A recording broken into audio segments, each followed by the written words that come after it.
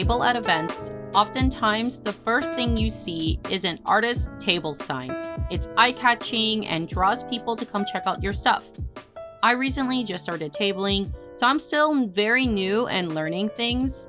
And so this is one of the upgrades I wanted to accomplish going into spring and summer art markets, is to make a higher quality new table sign. I wanted to go with a hand-painted custom sign.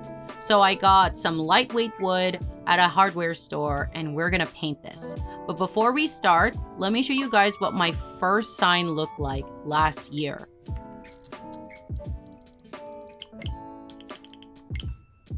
This is my big sign. It's kind of a janky sign, but you know, it does the job. Says the name, says the brand, says the .com.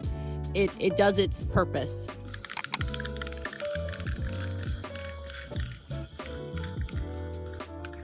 So the first thing that I did was prime the wood so the paint could adhere to the surface a lot better. And then I actually got my old sign and we're going to reference that. I still really like the design of the original one that I had done previously, so we're going to reference the dimension and the illustration and transfer it over to the piece of wood. Crunchy, are you hiding underneath? Crunchy, get out of there. We're gonna cut my piece of wood.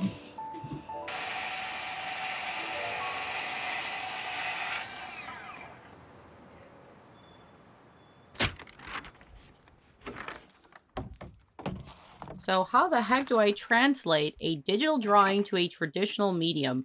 I had seen artists do the projector method. A lot of muralists do this. They get a projector and project on whatever surface that they're painting on, and they use their digital drawing to put it on something.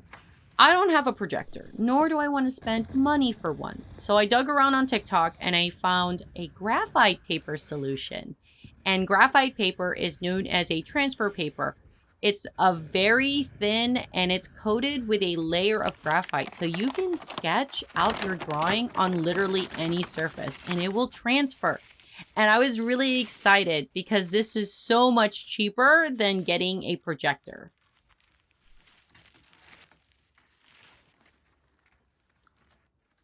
So this side transferred really nicely, but then this corner, I don't know what happened here.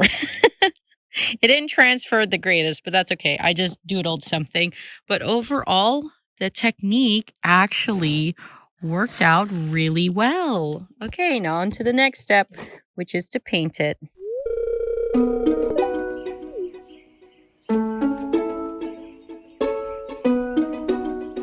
I wanted to take a break from the sign, so we're gonna paint that later, but I wanted to show you guys our little growing setup.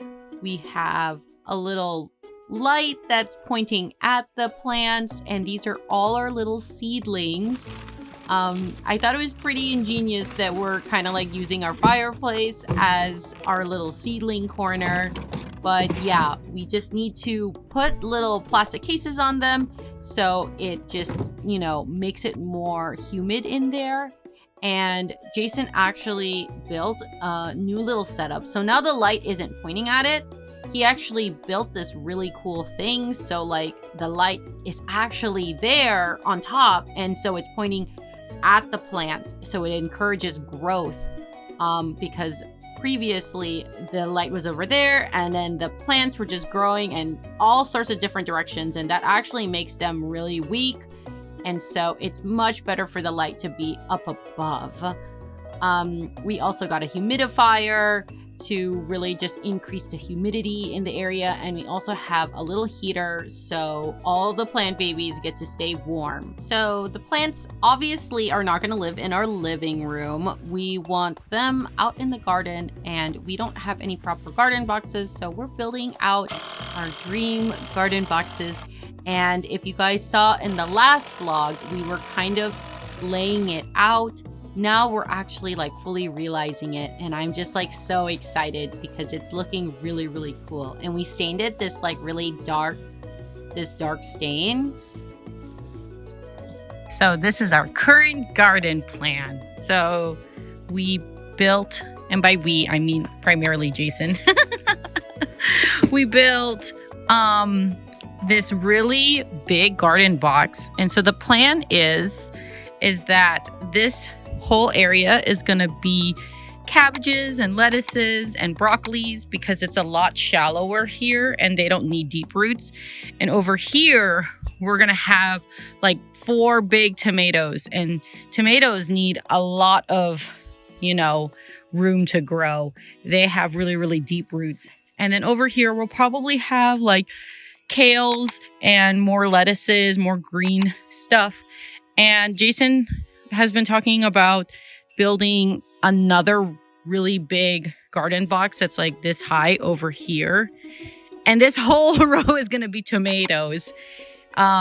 We really like tomatoes. I think we might do some canning and make some really bomb tomato sauce.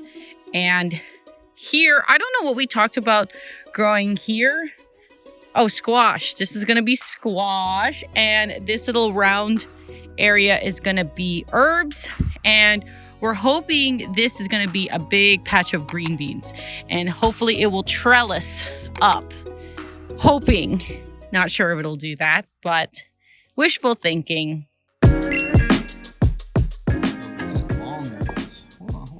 Okay, I've never cut a dragon fruit before.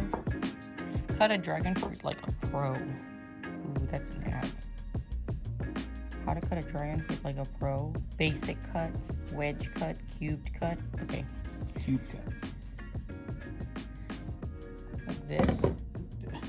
Knife skills 101. If you just push, you're crushing. You have to slice. Okay. So it should have a downward motion. Oh, it's so beautiful. Okay, now what do we do? Can we get like a visual? Is there like a visual on this? We should have just went on YouTube. Oh look, here's all the ways. Wow, look at the texture. We're just gonna go JJ's head logic. Like I think it's like an orange. Look. See, I told you it's like an orange. Nice. It's kind of a pithy pith on it, but I guess it's fine. See, so it's like an orange. Fun. Ooh, it peels like it's super satisfying to peel it. I think it's like ripe. Here, peel it. Okay. You should peel it. It's fun. It's like a. Oh, it does come off. Right? Satisfying. It peels off really satisfying. It's like a new product. Like it's like an Apple Store product that you buy. Doesn't it feel like an Apple Store product? It's quite the description. Yeah, and then you're like peeling the plastic off. That's what it feels like. Alright, well, let's dice it. I'm gonna wipe my hands off. I'm gonna put some coconut milk. I feel like I'm like the lady on TikTok. Have you ever seen that lady on TikTok with the dragon fruit? Like no. She's like me. The dragon fruit. The dragon fruit lady. You should search it. Dragon fruit lady coconut milk, and she's so famous for her dragon fruit coconut milk drinks. Grape juice. Okay.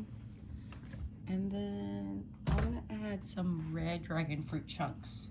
Just a splash of mango. Just a splash, just a splash.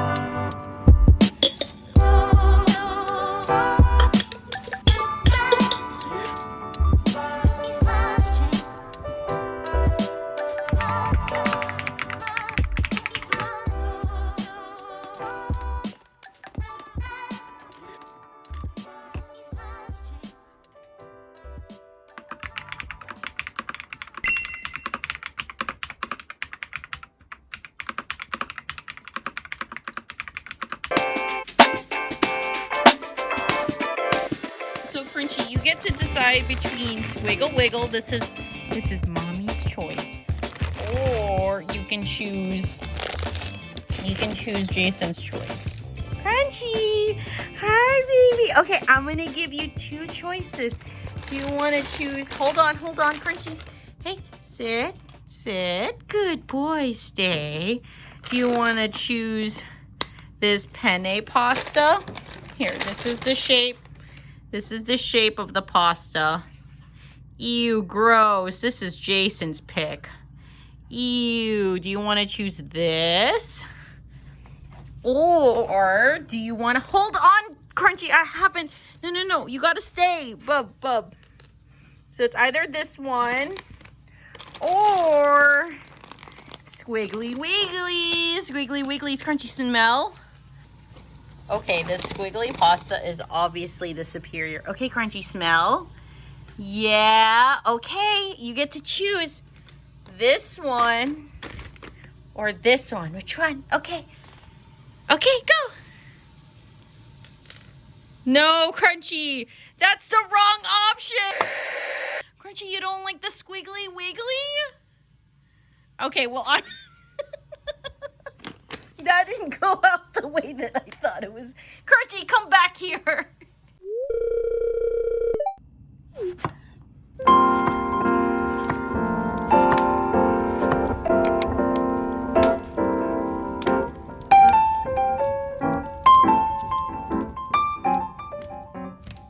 So I found this really funny TikTok and I was like, let's do it. Let's shoot Mr. Crunch. So I actually have this really cool fisheye lens and I got this really strong light. Okay, Crunchy, you wanna be a star? You wanna be a little TikTok star? He's like, why, mommy? I don't want to do any of that.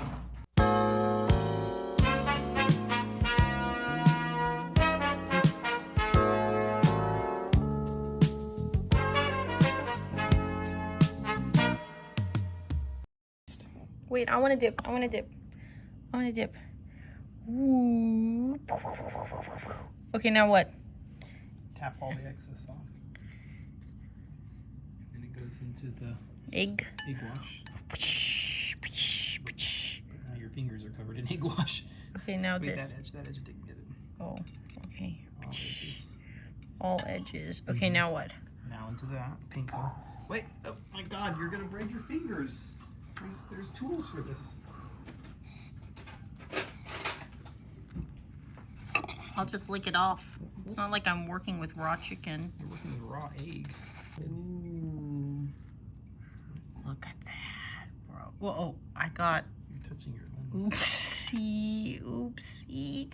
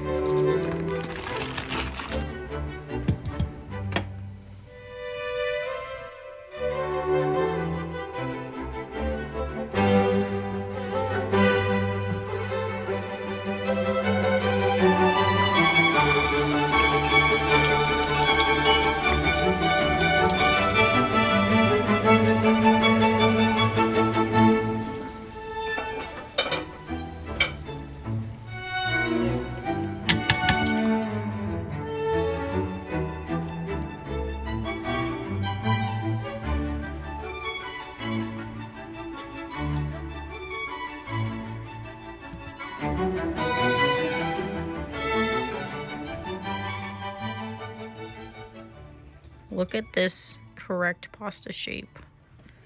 What does it taste like? Did you taste it? Would it premium, peak, the right pasta shape? Crunchy gets Valentine's Day too. He'll get the noodle that he chose. He can have a squiggly noodle. Ta-da! A little bit of some Parmigiana cheese for the little bubs. Cousins. Fine. See? I got your noodle that you chose. So I got a new light that I'm so excited. because one of the challenging things about content creation is that you need natural light. And that is something that I don't have in my current living situation. I live in a really, really dark place. I don't have any natural light. And so I really wanted a solution that was like kind of like a mini light that I could just like have on the go, put it in my pocket, put it in my bag. It clips on my iPhone, which is how I shoot everything currently. And I really like this find in this solution because I feel like it's the perfect thing to be able to just like shoot light in a certain situation. And also the mobility of it, being able to clip on and off. Let's do a lighting test. This is no lights, it's all dark.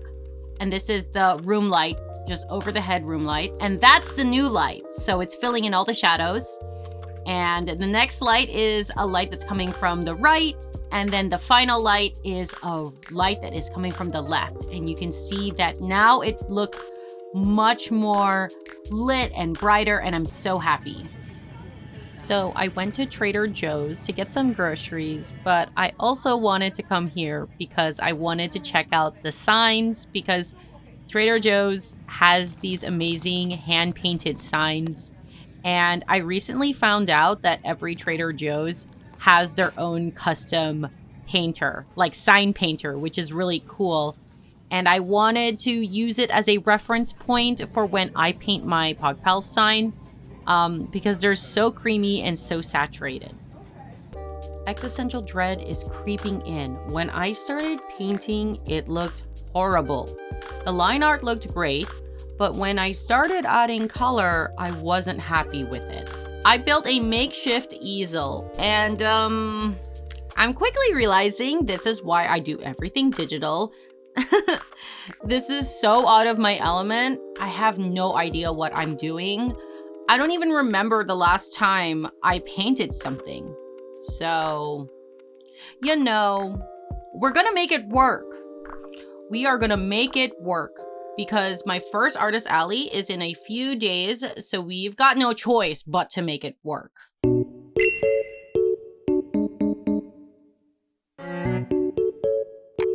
I was basically panic painting all week to get this sign done. I tried to film some stuff for like a vlog or a YouTube video, but if anyone has known anything about like recording like an art process, it makes everything way slower. And I was really nervous that I was not going to finish this painting in time.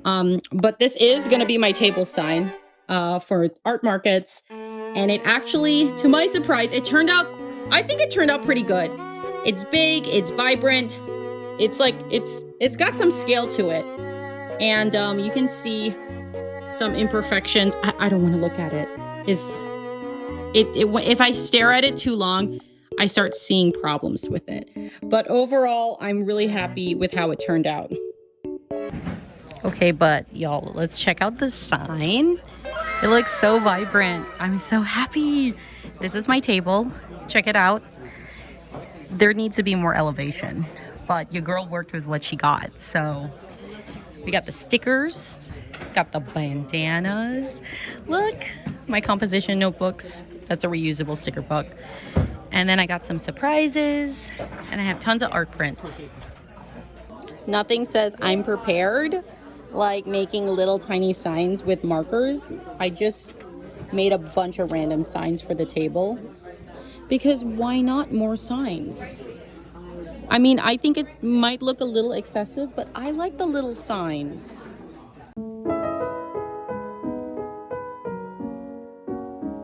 I experienced my first Artist Alley, and this is what I realized. People don't value original art. I should put an asterisk on that statement, because people do appreciate art. They see pretty pictures and it gives them a dopamine surge. They come to your booth and they ooh and ah at your artwork. It's like a real life way of hitting the like button. While they may admire your artwork and react positively to it, ultimately many of them, they don't take the next step to support the artist and buy a physical art print. because once they are fully satisfied by looking at the pretty drawings, they peace out. Competing with fan art at an artist alley, it's tough because attendees often have a set budget and they may lean towards pieces featuring characters from their favorite anime or video game. And I get that because they feel emotionally connected to an artwork when it has their favorite character. But this poses a challenge for artists creating original art because it lacks that sentimental value that fan art has. I saw a lot of customers justifying their purchases based on their functional uses. So on top of that, original art prints may lack the value and doesn't have a specific purpose like other merch. Today is Sunday. It is after the artist alley, and I just need to reset the brain and not be in front of a computer. So I've got, this is gonna be more garden boxes. And I think something that I learned is we should probably stain these before we build them. So that's what I'm doing, is I'm just playing some in real life Splatoon. And we're just staining all of this beautiful wood before we actually build it. And I'm just spending the whole day outside because I've been staring too much at a screen. And I spent all day indoors, and I think I just want to do something different with my day,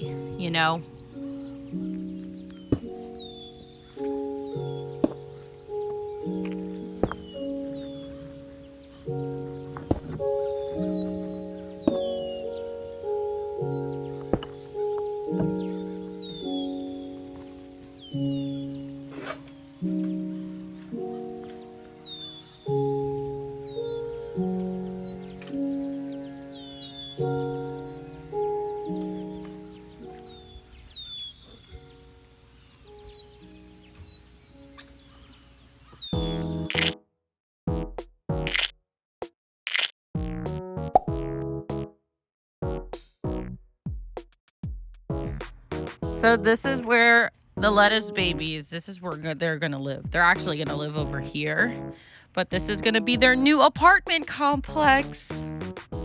I really appreciate y'all who stuck to the end. You guys are the real ones. If you're new here and you like the vibe, come follow along. I've got a Discord filled with gamers and artists, and we also have a garden club. So come join the Discord. And yeah, I'm sharing my art journey and what it's like running a small business.